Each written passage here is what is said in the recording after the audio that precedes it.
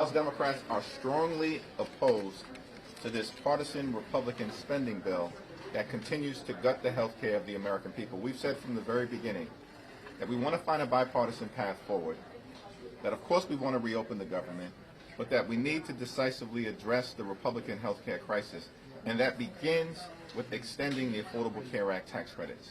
Republicans saw fit on July 3rd to race back into town so they can enact the largest cut to Medicaid in American history, rip food from the mouths of hungry children, seniors, and veterans, and they did all of this so that they can enact massive tax breaks for their billionaire donors, and they made those tax breaks permanent.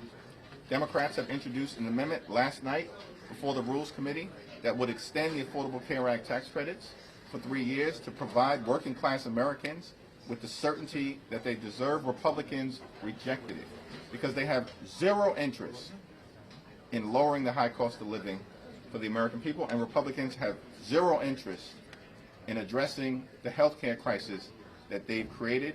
Democrats will strongly oppose this legislation on the House floor. Leader Jeffries, will you put a discharge petition on the floor for those ACA extension? Yes. Why 3 years? Why not one or something? Affordable Care Act tax credits were extended by 3 years in the Inflation Reduction Act.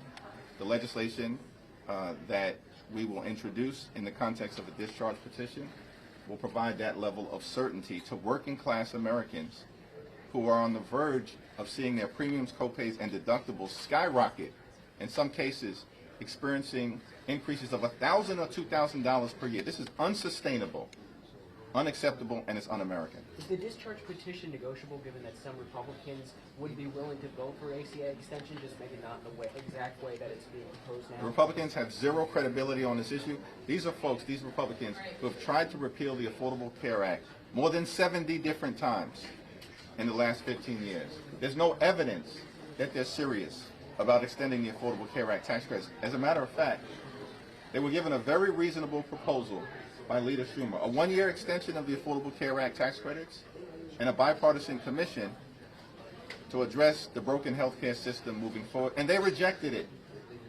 because Republicans have zero interest in fixing the health care crisis that they've created. Thank you, everyone. Thank you, sir.